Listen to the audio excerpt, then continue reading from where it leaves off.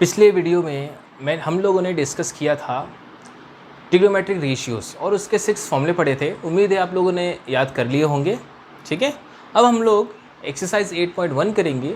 ठीक है, सबसे पहले हम लोग क्वेश्चन नंबर फर्स्ट को ही देखेंगे। ठीक है, वैसे हमने जब ट्रिग्नोमेट्रिक रेशियोज़ पढ़ा था, यानी कि पिछले वीडियो में मैंने उसके फॉर्मूले बताए थे, उसके साथ एक क्वेश्चन ऐसे ही एग्जाम्पल डिस्कस किया था। ठीक है, तो उससे थोड़ा सा आपको आइडिया हुआ होगा कि किस तरह से हम लोग क्वेश्चंस को सॉल्व करते हैं। यहाँ भी देखो डिफरेंट टाइप्स के क्वेश्चन हैं, जिनमें से फर्स्ट क्वेश्चन आपके सामने है।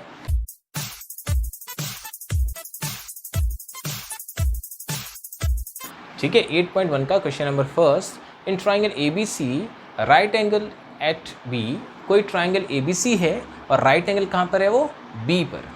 ठीक है, मतलब B उसका राइट एंगल है। ठीक है, इतना हमें पता है, फिगर बना देंगे अभी हम लोग। ठीक है, ABC एक ट्राइंगल है, ABC एक ट्राइंगल है। ठीक है, B पे राइट एंगल बनाना है, मतलब मैं ऐसा ले सकता हूँ ABC। ठीक है, और आगे क्या बोल रहा है, AB equals to 24 centimetre. AB है 24 सेंटीमीटर। ठीक है, और BC है 7 सेंटीमीटर। ठीक है, इन दोनों की वैल्यूज हमें पता है, इसकी वैल्यू हमें नहीं पता है, इसके मतलब हाइपोटेनस हमें नहीं पता है, कोई बात नहीं, फाइंड कर लेंगे।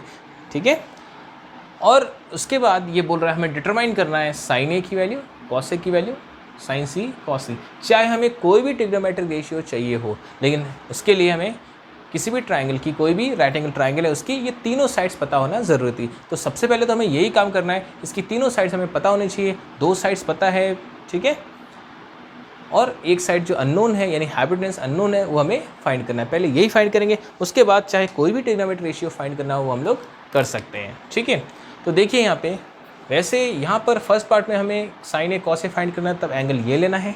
ठीक है, और सेकंड पार्ट में cos C, sine C and cos C find करना, तब ये एंगल लेना है। ठीक है, तो मतलब दोनों क्वेश्चन में परपेंडिकुलर एंड बेस ये दोनों सेम नहीं रहने वाले, हाइपोटेनस तो हमेशा सेम रहने वाला है। ठीक है, तो आप लोग जानते हैं पाइथागोरस थ्योरम क्या होता है इन ट्राइंगल ABC ट्राइंगल में। आप लोग जानते हैं पाइथागोरस थ्योरम, आप लोग जानते हैं कि जो हाइपोटेनस होता है, जो लॉन्गेस्ट साइड होती है, ठीक है, वो क्या होता है, AC²। जो पाइथागोरस थ्योरम है उसमें आपने पढ़ा है, लॉन्गेस्ट साइड ऑफ ट्राइंगल, जो भी लॉन्गेस्ट साइड है उसका जो स्क्वायर है इज इक्वल्स टू क्या होता है, sum of square of other 2 sides. ठीक है, समझ गए बात, square of longest side is equals to sum of square of other 2 sides. बस इतना सही तो है। ठीक है, तो AC² जो लॉन्गेस्ट साइड है, square is equals to AB² plus BC²। ये हमने एक पाइथागोरस थ्योरम लगा दिया है, लिखने की जरूरत नहीं कि हमने पाइथागोरस लगाया, अब आप लोग 10th में हैं। ठीक है, AC² is equals to AB², तो AB की वैल्यू कितनी है, 24 है। हाँ, सेंटीमीटर या जो भी यूनिट है वो यूनिट हम लोग बाद में लगा देंगे, प्लस BC की वैल्यू है 7, तो 7² हमने लिख दिया। क्लियर है ये। अब ध्यान दीजिए, AC² इज इक्वल्स टू 24² होता है 576, स्क्वायर करके आप लोग देख सकते हैं, 7² होता है 49। ठीक है, अब AC² is equals to 576 plus 49, 576 plus 49 add करके देखो कितना मिलेगा हमें, ये हमें मिलेगा 625। ठीक है, कोई कन्फ्यूज़न नहीं होगी। अब देखो AC² इज इक्वल्स टू 625 है। ठीक है, लेकिन हमें तो AC चाहिए, तो इसका मतलब इसका स्क्वायर रूट फाइंड करना पड़ेगा, और आप लोग जानते होंगे 625 का स्क्वायर रूट होता है 25। ठीक है, तो AC हो जाएगा 25, तो AC की वैल्यू है 25 सेंटीमीटर। मैं यहाँ लिख सकता हूँ AC की वैल्यू है 25 सेंटीमीटर। तो हमें अब ये तीनों साइड्स मिल चुकी है, अब चाहे जो भी हमें फाइंड करना हो वो हम लोग फाइंड कर सकते हैं। ठीक है, सभी को समझ में आ रहा होगा। अगर कहीं भी प्रॉब्लम हो तो आप लोग कमेंट कर सकते हैं। ठीक है, अब देखिए यहाँ पे साइन ए कॉस से हमें फाइंड करना है, सबसे पहले फर्स्ट पार्ट को ही लें। ठीक है, तो फर्स्ट पार्ट में हमें फाइंड करना है साइन ए और फाइंड करना है कॉस ए। जब यहाँ एंगल ए लिखा है, जब यहाँ पर एंगल ए लिखा है, देखो हाइपोटेनस तो हमें हमेशा यही रहने वाली है, लेकिन जब ए एंगल की बात कर रहे हैं तो मैंने आपको बताया जिस एंगल से हमें ट्रिग्नोमेट्रिक रेशियोज फाइंड कर रहे हैं उसके अपोजिट को हम लोग परपेंडिकुलर कंसीडर करेंगे। तो अभी हमारे लिए परपेंडिकुलर का काम ये करेगा और ये बेस का काम करेगा, जब मैं ये दोनों फाइंड कर रहा हूँ। समझिए, हाइपोटेनस तो हमेशा सेम ही रहने वाला है। तो फॉर्मूला जो आपने लर्न किया है, याद किया है, वही यूज़ कर लेते हैं। तो साइन ए होता है परपेंडिकुलर अपॉन हाइपोटेनस। यही क्लिक किया आपके दिमाग में? अगर नहीं किया है तो और मेहनत करने की ज़रूरत है, फॉर्मूले लर्न करो जल्दी, ठीक है। तो sine A is equals to perpendicular upon hypotenuse. तो परपेंडिकुलर का मतलब हमारे पास बी सी और हाइपोटेनस का मतलब हमारे पास क्या है, ए सी, है ना। दोनों की वैल्यूज़ क्या है, 7/25। यहाँ सेंटीमीटर दोनों के कट चुके हैं, लिखने की ज़रूरत नहीं है। तो ये हो गया परपेंडिकुलर अपॉन हाइपोटेनस, 7/25 हमें मिला। कॉस ए की बात करें, ए एंगल से ही रिलेशन है, तो कॉस का जो फॉर्मूला होता है, याद आया 1-2 सेकंड में? तो कॉस का जो फॉर्मूला होता है वो क्या होता है, बेस अपॉन हाइपोटेनस। तो base means A C, hypotenuse का मतलब हो गया ए सी, सॉरी, बेस का मतलब हो गया ए बी और हाइपोटेनस का मतलब हो गया ए सी, ठीक है। तो ए बी अपॉन ए सी 24/25, ये हो जाएगा 24/25। दोनों के सेंटीमीटर कट चुके हैं। समझ में आ गई मेरी बात? तो साइन भी मिल गया, कॉस भी मिल गया, इजीली मिल गया। सेकंड पार्ट में भी हमें फाइंड तो साइन एंड कॉस ही करना है, लेकिन इनसे डिफरेंट क्यों है? क्योंकि इसमें एंगल बदल गया। एंगल अगर बदल जाता है तो ट्रिग्नोमेट्री रेशियोज भी बदल जाते हैं। तो हमें यहाँ पे फाइंड करना है sine C and cos C find करना है, ठीक है। तो sine C and cos C find करेंगे। तो अब ध्यान दीजिए, जब हम लोग एंगल सी से रिलेटेड ट्रिग्नोमेट्री रेशियो फाइंड कर रहे हैं तो सी के ऑपोजिट क्या होगा, परपेंडिकुलर। तो परपेंडिकुलर का काम इस बार 24 करेगा और ये करेगा बेस का काम। समझ गए मेरी बात? ठीक है।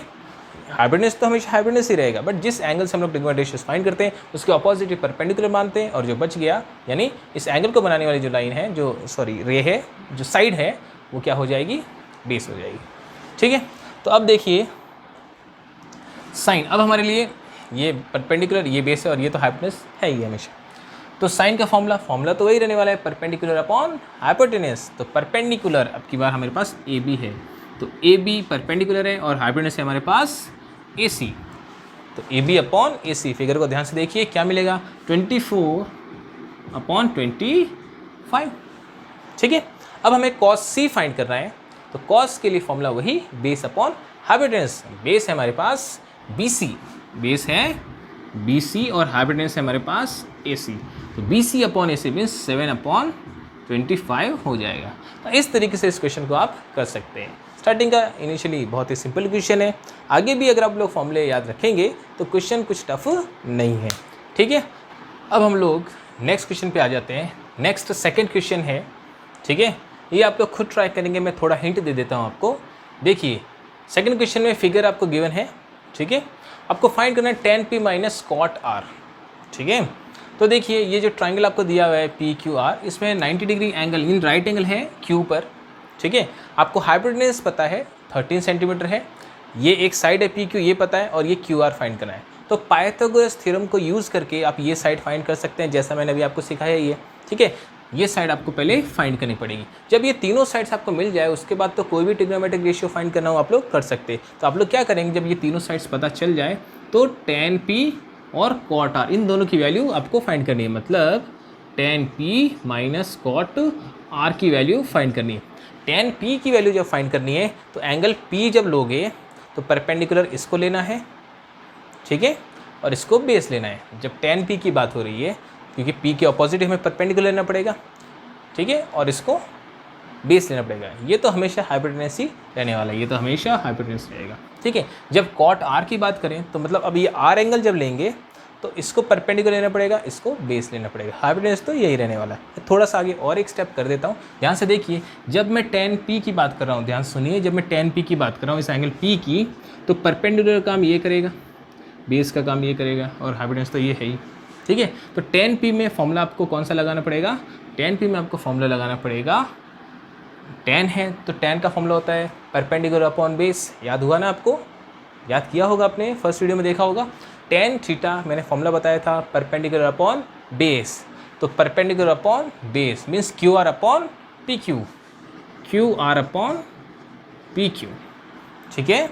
फिर माइनस कॉट आर, क्या है, कॉट आर। अब देखो जब कॉट की बात करते हैं एंगल आर है, जब एंगल आर है तो अब क्या होगा, जब आर एंगल से रिलेटेड हम लोग ट्रिग्नोमेट्री रेशियो फाइंड कर रहे हैं तो आर के ऑपोजिट, इसी को हम लोग परपेंडिकुलर बोल देंगे, और यहाँ पे जो भी आपको वैल्यू मिलेगी उसको आप लोग बेस बोल देंगे, क्योंकि पहले तो ये वैल्यू फाइंड करेंगे आप लोग पाइथागोरस थ्योरम से। ठीक है, आप लोगों को QR पहले फाइंड करना है पाइथागोरस थ्योरम से। ठीक है, अब कॉट R की बात करें तो कॉट का फॉर्मूला याद हुआ ना। कॉट का फॉर्मूला क्या होता है? Base upon perpendicular. क्या होता है? Base upon perpendicular. अब जब एंगल R लिया है तो मेरे लिए बेस ये है और परपेंडिकुलर क्या है मेरे पास? ये रहा PQ। तो मैं क्या लिखूँगा? QR upon PQ। ठीक है, समझ गए मेरी बात? कोई परेशानी तो नहीं होगी। ठीक है, यहाँ पे आप इनकी वैल्यूज़ पुट कर सकते हो। वैसे देखा जाए तो अभी आपको वैसे ही पता चल गया है, इस वैल्यू को फाइंड करने की ज़रूरत ही नहीं महसूस हो रही है, क्योंकि दोनों सेम है, कट रहे हैं और ज़ीरो ही आ रहा है।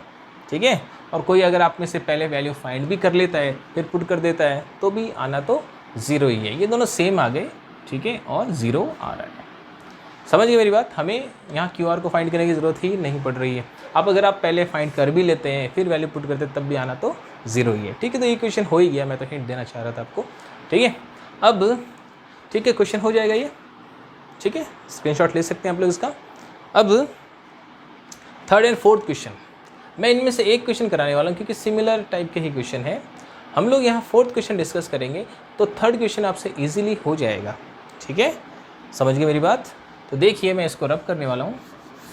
अब हम लोग बात करते हैं क्वेश्चन नंबर 4 के सॉल्यूशन की। ठीक है, तो ये जो फोर्थ क्वेश्चन वहाँ लिखा हुआ है उसमें हमें क्या गिवन है? सॉल्यूशन की बात करें हम लोग फोर्थ की, हमें 15 cot A is equals to 8 दिया हुआ है। 15 cot A is equals to 8 दिया हुआ है। अब 15 cot A is equals to 8 दिया हुआ है, ये तो गिवन है। तो फाइंड क्या करना है? हमें दो चीज़ें फाइंड करनी है, एक तो साइन ए फाइंड करना है और एक सेक ए फाइंड करना है। हमें दो चीज़ें फाइंड करनी है, एक साइन ए और एक सेक ए फाइंड करना है। तो फाइंड करते हैं। ठीक है, देखिए 15 cot A is equals to 8 है, तो मुझे ये पता चलता है कि cot A क्या होना चाहिए? cot A होना चाहिए 8/15। 15 cot A अगर 8 है, 15 cot A अगर 8 है, 15 को मैंने डिवाइड में भेज दिया यहाँ अपॉन में, तो cot A हो गया 8/15। मुझे ये पता चल गया कि cot A की वैल्यू है 8/15। ठीक है, यहाँ एंगल A देख के मुझे ये तो पता चल रहा है कि जो भी ट्राइंगल की यहाँ बात हो रही है, जिस ट्राइंगल की भी यहाँ बात हो रही है, उसमें जो एंगल A है वो राइट एंगल तो नहीं हो सकता है ना। ठीक है, कोई ना कोई एक्यूट एंगल ही है। तो मैं यहाँ पे एक ट्राइंगल बना देता हूँ, ध्यान से देखिए, ये एक ट्राइंगल है। ठीक है, मैं इसको ABC कंसिडर कर लेता हूँ। यहाँ A लिखा मतलब इस एंगल की बात हो रही है। ठीक है, ऐसा मैं मान लेता हूँ। ये 90 डिग्री का एंगल है। ठीक है, अब ध्यान से देखिए, cot A अगर 8/15 है, cot A की वैल्यू 8/15 है। cot एक्चुअली होता क्या है? देखो, अगर मैं एंगल A ले रहा हूँ तो एक बात तो क्लियर हो ही गई होगी कि देखो 90 डिग्री के अपोजिट होता है हाइपोटेनस। एंगल A से यहाँ बात हो रही है तो उसके अपोजिट हम लोग परपेंडिकुलर लेंगे और ये हो जाएगा बेस। ठीक है, और cot जो होता है उसका फॉर्मूला होता है क्या? Base upon perpendicular. तो बेस एक्चुअली हमारे पास AB है और परपेंडिकुलर क्या है? BC है। AB upon BC। देखो, हमें ये जो भी ट्रिग्नोमेट्री रेशियोज फाइंड करने हो, हमें इन तीनों में से कोई भी वैल्यू नहीं पता है। ठीक है, अभी तक जो क्वेश्चन किया उसमें दो वैल्यू तो पता होती थी, दो साइड्स तो पता होती थी, यहाँ एक भी साइड हमें नहीं पता है। कोई बात नहीं, बट ये तो पता है ना, तो काम हो जाएगा। देखिए कैसे करेंगे। cot A क्या होता है?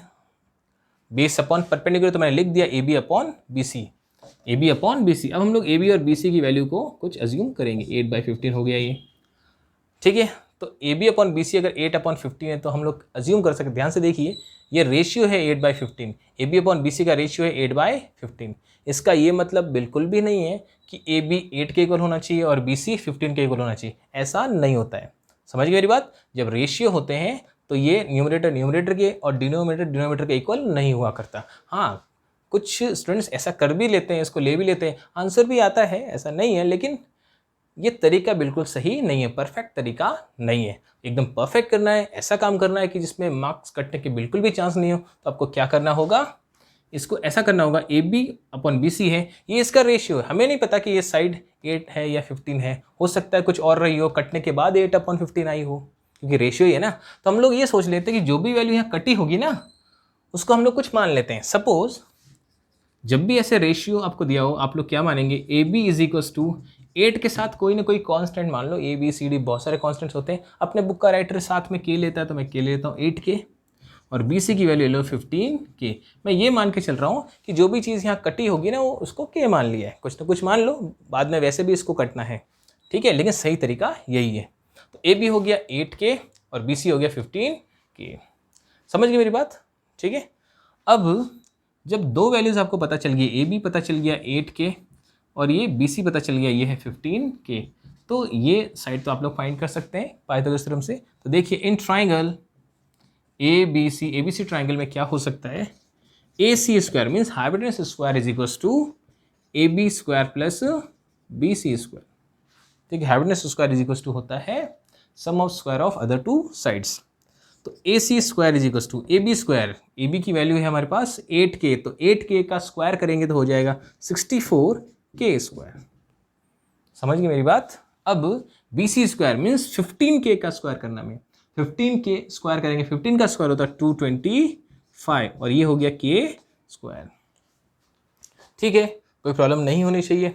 अब ए C square is equals to हो गया हमारे पास 64 के स्क्वायर प्लस 225 के स्क्वायर, 64 के स्क्वायर प्लस 225 के स्क्वायर ऐड करेंगे, इनको ऐड करेंगे 64 और ये 225 अगर ऐड होते हैं तो हमें क्या मिल जाएगा, 289 मिल जाएगा, और साथ में है के स्क्वायर, हमें मिलेगा 289 और साथ में क्या मिलेगा, के स्क्वायर। ठीक है, यहाँ तक कोई प्रॉब्लम नहीं होगी। अब हमें स्क्वायर रूट लेना है, तो आपको स्क्वायर रूट याद होंगे, याद नहीं भी है तो आप इसके प्राइम फैक्टर्स करके पता लगा सकते हैं। ठीक है, 289 17 होता है इसका स्क्वायर रूट, 17 का स्क्वायर ही 289 होता है, और ये के हमने स्क्वायर रूट ले लिया है। तो आपको यहाँ पर ए सी की वैल्यू पता चल गई, ए सी स्क्वायर 289 के स्क्वायर था, तो ए सी क्या हो जाएगा, 17 के हो जाएगा। तो आपको इसकी वैल्यू भी पता चल गई 17 के है। अब आपको तीनों साइड्स की वैल्यू पता चल गई है। अब चाहे जो भी आपको फाइंड करना हो वो आप लोग फाइंड कर सकते हैं। ठीक है, तो मैं फाइंड करके बताता हूँ। देखिए अब हमें क्या करना है, ये दो वैल्यूज फाइंड करनी है, एक तो है साइन ए और एक है सेक ए। तो इजीली आप लोग फाइंड कर सकते हैं। ठीक है, साइन ए, साइन का formula perpendicular upon hypotenuse, perpendicular क्या है बी सी और हाइपोटेनस क्या है ए सी। तो इनकी वैल्यूज पुट कर देंगे। बी सी की वैल्यू है कितनी, 15 के, और ए सी की वैल्यू कितनी है, 17 के फिर से कट जाता है और आपको मिलता है 15/17। ये हमने एज्यूम किया वो वापस कटता है। ठीक है, फिर सेक की बात करते हैं, सेक ए। तो सेक का क्या फॉर्मूला हो जाएगा, याद किया है ना आप लोगों ने? तो सेक का फॉर्मूला हो जाता है hypotenuse upon base, means A C upon A B. A C की वैल्यू है हमारे पास 17 के,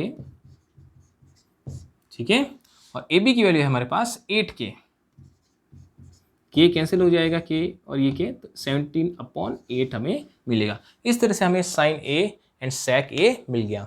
ठीक है, ये मैंने फोर्थ क्वेश्चन का सॉल्यूशन आपको बताया है। थर्ड क्वेश्चन इसी तरह का है। जैसे यहाँ पे हमें कॉट ए पता था तो हमने इनसे बाकी तीनों साइड्स हमने फाइंड कर ली, तो वैसे ही जब आपको साइन ए पता है तो इससे भी आपको पहले दो साइड्स मिलेगी के ज़ूम करके, फिर थर्ड साइड भी मिल जाएगी पाइथागोरस थ्योरम से, और उसके बाद चाहे जो भी पूछता हो ये आप लोग इजीली फाइंड कर सकते हैं, जो 6 फॉर्मूले आपको बताए उससे।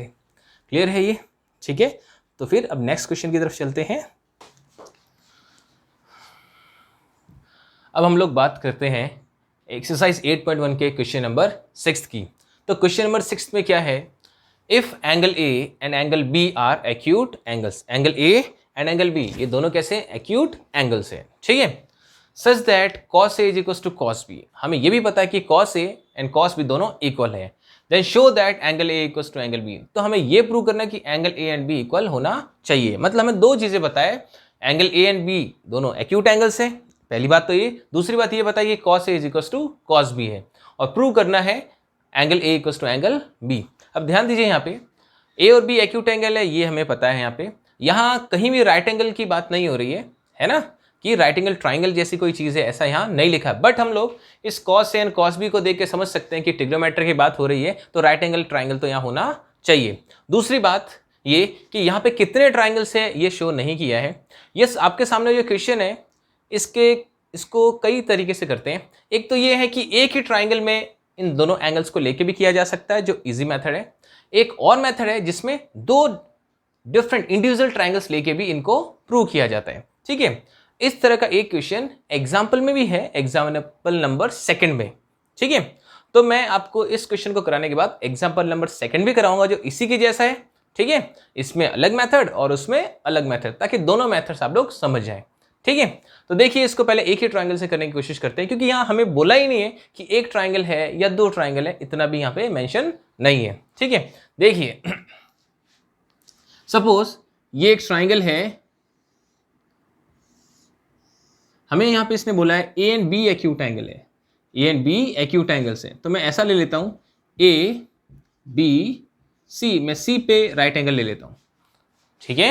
ए एंड बी यहाँ पे एक्यूट एंगल्स हो गए, मैंने सी पे राइट एंगल ले लिया है, ठीक है। अगर सी को मैंने राइट एंगल ले लिया है, तो आप लोग ये तो समझ गए होंगे कि जो राइट एंगल है 90 डिग्री एंगल है, उसकी अपोजिट जो साइड होगी वही हाइपोटेनियस होगी, ठीक है। इतनी बात तो क्लियर है।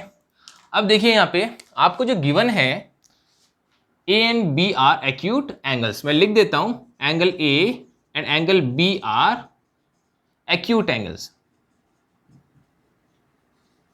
ये दोनों एक्यूट एंगल्स, पहली बात तो ये पता है, एंड दूसरी चीज ये पता है, मैं यहां लिख देता हूं गिवन दैट, क्या पता है हमें एक चीज तो ये पता है कि angle A and angle B दोनों एक्यूट एंगल्स है, एंड एक चीज और पता है, cos A is equals to cos B है। Cos A and cos B की बात करें तो देखिए, यहाँ पे जो कॉस है यानी जो ट्रिग्नोमेट्रिक रेशियो है वो एंगल ए पे डिपेंड करता है, और यहाँ पे जो कॉस है वो बी पे डिपेंड करता है। इसका मतलब ये हुआ कि जब मैं कॉस ए की बात करूंगा, जब मैं इस एंगल को लूंगा ए को, तब मेरे लिए परपेंडिकुलर का जो काम करेगा वो BC करेगा, और बेस का जो काम करेगा वो B करेगा, क्योंकि हम जानते हैं कि जिस एंगल से हमें ट्रिग्नोमेट्रिक रेशियोज लेने होते हैं उसके ऑपोजिट साइड को हम लोग परपेंडिकुलर बोलते हैं, ठीक है। और जो रिमेनिंग साइड है वो बेस हो जाती है, ठीक है। तो जब मैं कॉस ए की बात कर रहा हूं, तब हमें इसको BC को परपेंडिकुलर लेना पड़ेगा और AC को बेस लेना पड़ेगा, ठीक है। तो देखिए, कॉस ए, कॉस का जो फॉर्मूला होता है आप लोगों ने लर्न कर ही लिया होगा। क्या फॉर्मूला होगा? कॉस थीटा का मैंने फॉर्मूला बताया था, बेस अपॉन हाइपोटेनस। तो यहाँ पे बेस का काम कर रहा है AC और हाइपोटेनस का काम कर रहा है AB, तो मैं लिख दूंगा यहाँ पे AC upon AB, AC upon AB। अब बात करते हैं कॉस B की। अब हम लोग बात करते हैं कॉस B की। तो कॉस B की जब बात करेंगे तब ये जो परपेंडिकुलर बेस है ये बदल जाएंगे, क्योंकि कॉस B है तो यानी कि B एंगल लिया जा रहा है जिसके साथ ट्रिग्नोमेट्रिक रेशियो है, तब इस एंगल के अपोजिट हम लोग परपेंडिकुलर लेंगे और ये बच गया, इसको हमें बेस लेना पड़ेगा, ठीक है। अब फॉर्मूला कॉस का तो वही है, बेस अपॉन हाइपोटेनस। तो अब बेस हो गया BC और हाइपोटेनस हो गया AB, तो यहां हो जाएगा BC अपॉन AB। अब दोनों के डिनोमिनेटर में AB है, इधर भी दोनों इसके डिनोमिनेटर में AB है, तो ये AB कैंसिल हो सकते हैं, तो हमें मिल जाएगा AC is equals to BC। अब ध्यान से देखिए, AC और BC दोनों इक्वल है, ये हमें पता चल गया। मतलब क्या कहना चाह रहा है ये कहना चाह रहा है कि AC और BC ये दोनों कैसे हैं? इक्वल। अब आप लोग एक बात जानते हैं कि किसी भी ट्राइंगल में अगर दो साइड्स इक्वल है तो वो कौन सा ट्राइंगल होता है? आइसोसेलेस ट्राइंगल होता है, ठीक है। दो साइड्स अगर इक्वल है तो आइसोसेलेस ट्राइंगल होता है। और आपने 8th 9th में ये भी पढ़ा है कि जो आइसोसेलेस ट्राइंगल होता है उसमें दो साइड्स इक्वल होती है और इन दोनों साइड्स के जो अपोजिट एंगल्स होते हैं वो भी इक्वल होते हैं, ठीक है। तो अगर ये दोनों साइड्स इक्वल है तो इनके जो अपोजिट एंगल है, जैसे BC के अपोजिट है एंगल A और AC के अपोजिट है एंगल B, तो इसका मतलब ये हो गया कि ये दोनों एंगल्स भी इक्वल होने चाहिए। ये थ्योरम भी आप लोगों ने 9th क्लास में पढ़ रखी है। तो AC के जो अपोजिट है वो है एंगल B एंड BC के अपोजिट एंगल A, ठीक है। तो AC एंड BC इक्वल है तो इनके अपोजिट एंगल भी इक्वल होंगे। इनका जो रीजन है वो मैं यहां लिख देता हूं, angles opposite to equal sides. ये जो एंगल्स है ये ऑपोजिट है किसके? इक्वल साइड्स के, इसीलिए इन दोनों को क्या होना चाहिए? इक्वल होना चाहिए। तो यहां पे प्रूव हो गया angle B and angle A equal है, ठीक है। तो हेंस प्रूव्ड। तो एक तो ये मेथड है, ठीक है। दूसरा एक और मेथड है जो इसमें अप्लाई कर सकते हैं, लेकिन मैं उसको समझाने के लिए एक एग्जांपल अभी डिस्कस करता हूं जो इसी तरह का एग्जांपल है, ठीक है। एग्जाम्पल नंबर सेकंड की बात करते हैं अभी, ठीक है। तो एग्जाम्पल सेकंड आप पढ़ के देख सकते हैं, बिल्कुल वैसा ही लिखा हुआ है जैसा क्वेश्चन नंबर 6 लिखा था। हाँ, बस इसमें ये नेम्स थोड़े चेंज हो गए। If angle B and angle Q are acute angles, ठीक है, यहाँ पे B and Q acute angles है, such that sine B is equal to sine Q, then prove that angle B is equal to angle Q. वैसा ये थोड़ा सा change है, यहाँ साइन आ गया है, एंगल्स बी एंड क्यू हो गए, वहाँ पे एंगल दूसरे थे, ए एंड कौन से थे, बी थे एंगल्स, ठीक है। और यहाँ angle B equal to angle Q हमें प्रूव करना है।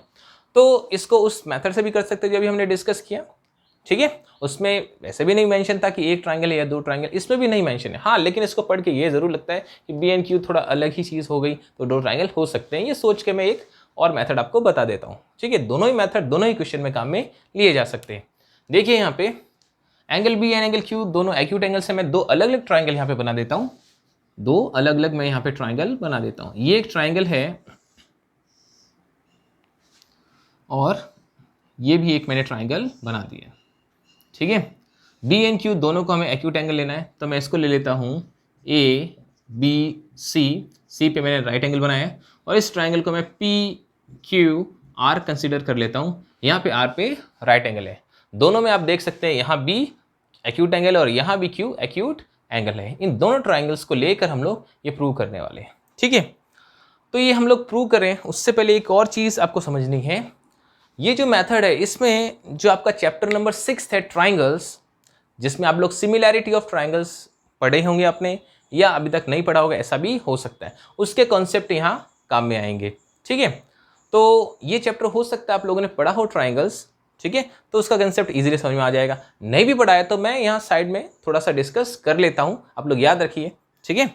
देखिए, जैसे आप लोगों ने 9th क्लास में कॉन्ग्रुएंसी ऑफ ट्राइंगल्स पढ़ा है, उसमें कुछ रूल्स पढ़े थे, है ना, कॉन्ग्रुएंसी के, जैसे ट्रिपल एस रूल, ठीक है, RHS rule, ASA rule, SAS rules पढ़े थे। वैसे ही सिमिलैरिटी में भी जब दो ट्राइंगल्स सिमिलर होंगे, सिमिलैरिटी क्या है, कैसे, ये सब कुछ 6 चैप्टर में ही डिस्कस करना है, ठीक है।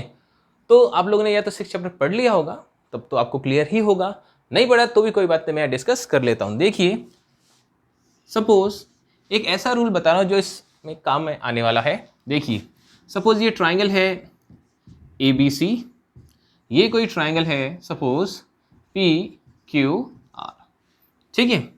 अब देखिए, इन दोनों ट्राइंगल में अगर इनकी कॉरस्पॉन्डिंग साइड्स प्रोपोर्शनल है, मीन्स AB और PQ का रेशियो, प्रोपोर्शनल का मतलब हुआ इनका रेशियो सेम होना, AB एंड PQ का जो रेशियो है AB upon PQ, BC upon QR, BC upon QR and AC upon PR।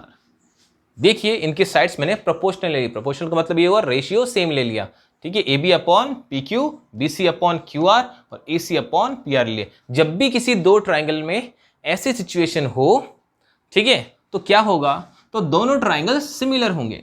तब दोनों ट्राइंगल्स कैसे होंगे, सिमिलर, मतलब ट्राइंगल ABC सिमिलर का सिंबल ऐसा होता है, तो ABC is similar to triangle PQR। जब भी इन दोनों ट्राइंगल के जो कॉरस्पॉन्डिंग साइड्स है वो प्रोपोर्शनल होंगी, तब हमेशा ये दोनों ट्राइंगल्स कैसे होंगे, सिमिलर होंगे। इस सिमिलैरिटी को हम लोग बोलते हैं triple S, means SSS similarity criteria, ठीक है। जैसे आप लोगों ने कॉन्ग्रुएंसी में ट्रिपल एस रूल पढ़ा होगा, जिसमें साइड मतलब दो ट्राइंगल्स है उनकी साइड्स इक्वल होनी चाहिए, तो वो दोनों ट्राइंगल्स कॉन्ग्रुएंट होंगे। बट इसमें इक्वल नहीं होना चाहिए, इसमें रेशियो सेम होना चाहिए, ठीक है, तब ये दोनों ट्राइंगल्स सिमिलर होंगे। अब सिमिलर होंगे तो क्या होगा, अगर दोनों ट्राइंगल सिमिलर है तो इनके कॉरस्पॉन्डिंग एंगल्स इक्वल हुआ करते हैं, मतलब एंगल A एंगल P के equal, angle A angle P के इक्वल हो सकता है, एंगल B एंगल Q के इक्वल हो सकता है, और एंगल C एंगल R के, ठीक है। एंगल A एंगल P के इक्वल होगा, एंगल B एंगल Q के इक्वल, और एंगल C एंगल R के इक्वल होगा कॉरस्पॉन्डिंग एंगल से। ये देखिए, यहाँ पे इसका सीक्वेंस ABC है, इसका सीक्वेंस भी PQR है। इसमें सीक्वेंस का भी हमें ध्यान रखना होता है, जैसे आप लोग कॉन्ग्रुएंसी में करते थे, ठीक है। तो अभी हमने थोड़ा सा इसको डिस्कस किया, 6 चैप्टर में और डिटेल में डिस्कस करेंगे, ठीक है।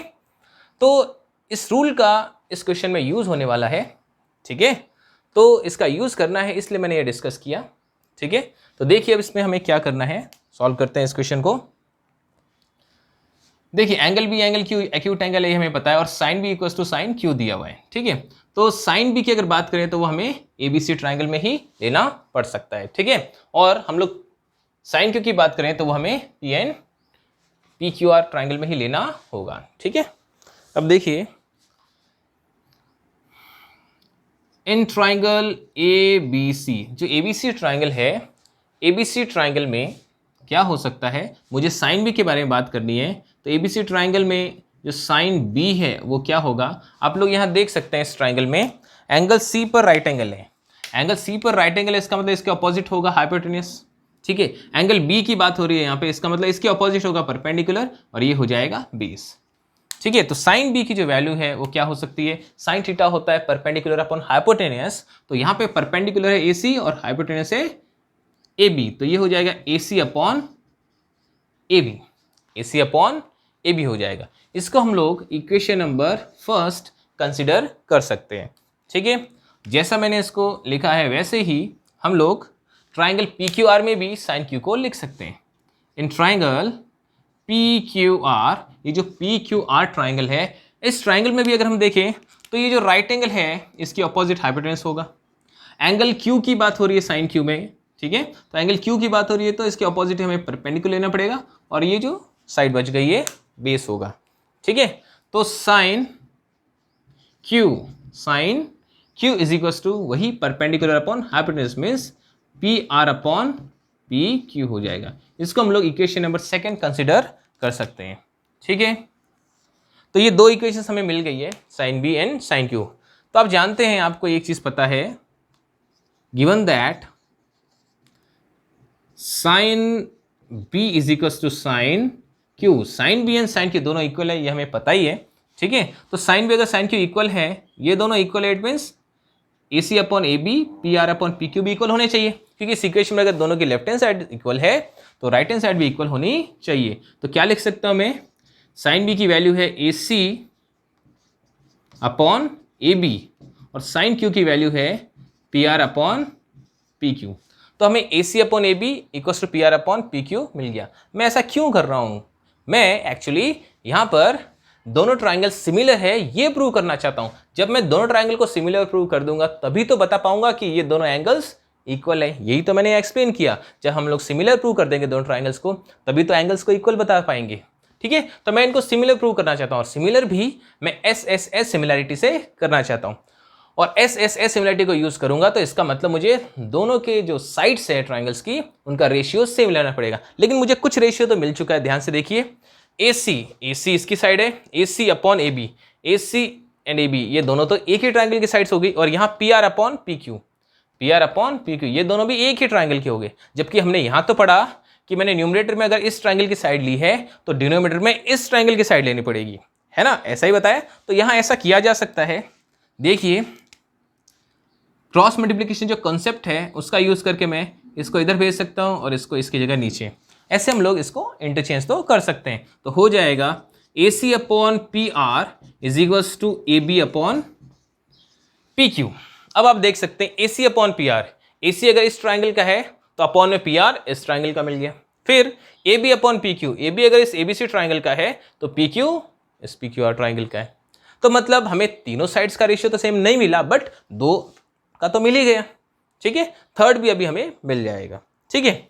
अब एक चीज यहां देखिए, AC upon PR equals to AB upon PQ है, इसका रेशियो इसके इक्वल है, ठीक है। तो ये रेशियोज इक्वल है तो किसी न किसी वैल्यू के इक्वल तो होंगे, कोई ना कोई तो ऐसा नंबर होगा जो इनके इक्वल होगा, हमें नहीं पता। तो हम लोग एक काम करते हैं, ये जो रेशियो दोनों इक्वल है, ये जिसके भी इक्वल है उसको मैं कंसिडर कर लेता हूँ के लेट कर लेता हूँ मैं उसको। Suppose AC upon PR and AB upon PQ जिसके भी इक्वल है वो K है, ठीक है।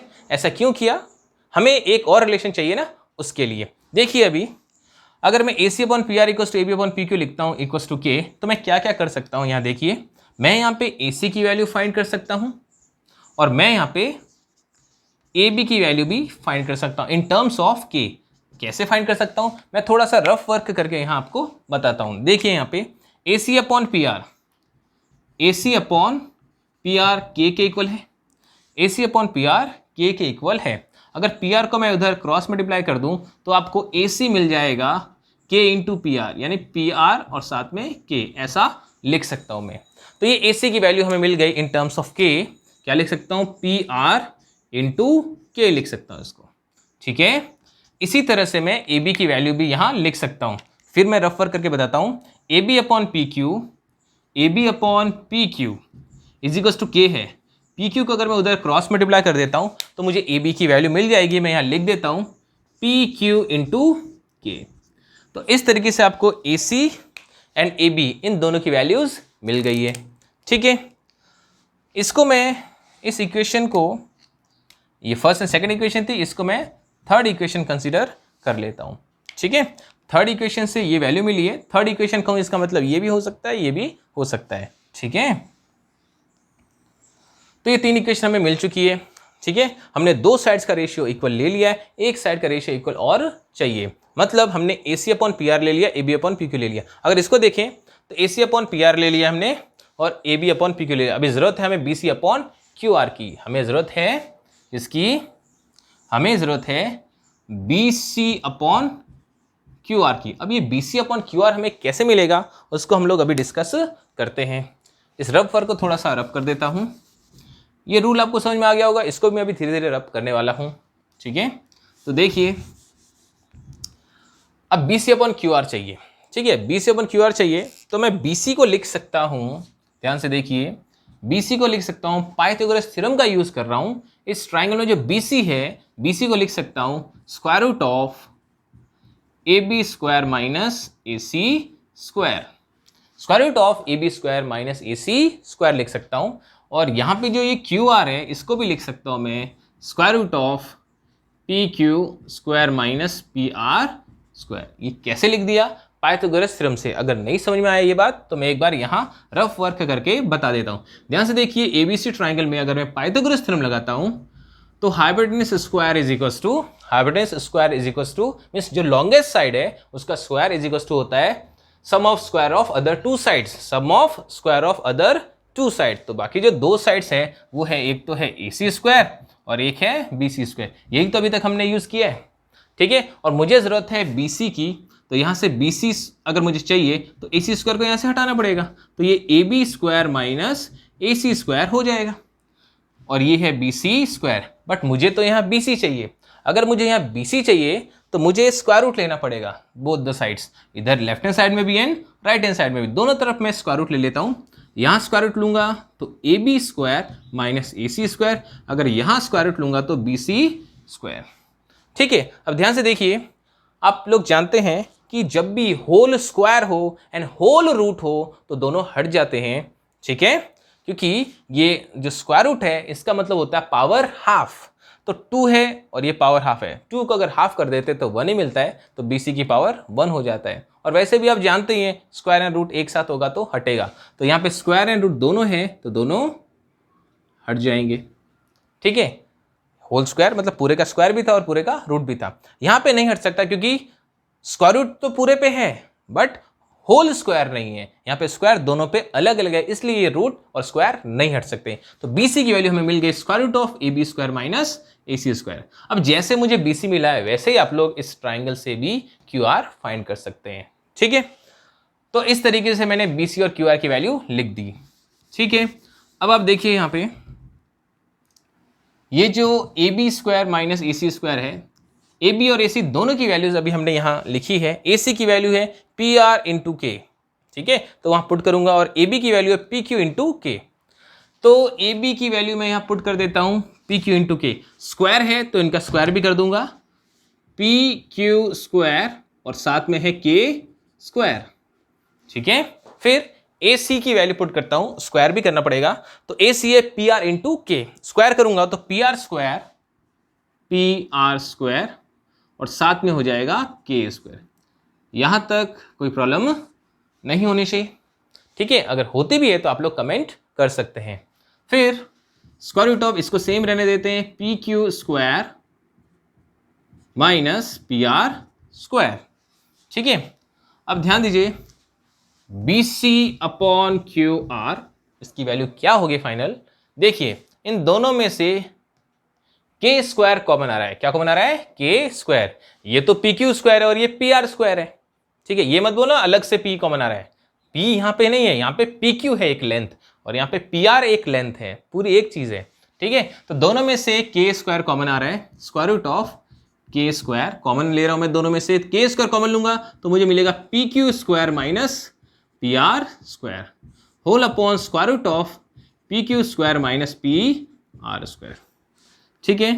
तो आप लोग यहां देख सकते हैं ये P Q square minus P R square, इसके ऊपर भी रूट है ही, ठीक है, और इसके ऊपर भी रूट है, यानी दोनों सेम है इसलिए कट जाएगा और हमारे पास स्क्वायर रूट ऑफ के स्क्वायर बचेगा, स्क्वायर रूट ऑफ के स्क्वायर, ठीक है। और स्क्वायर रूट ऑफ के स्क्वायर तो मैं इसको के लिख सकता हूं क्योंकि के का स्क्वायर और उसके ऊपर रूट भी है तो ओनली के हमें मिल सकता है। तो B C upon Q R हमें के इक्वल मिल गया। इसको मैं इक्वेशन नंबर 4 बोल देता हूं, इक्वेशन नंबर 4। अब आप एक चीज यहां ध्यान से देख सकते हैं, इक्वेशन 3 एंड 4 को बहुत ही ध्यान से देखिए। By equation 3 and 4 we gate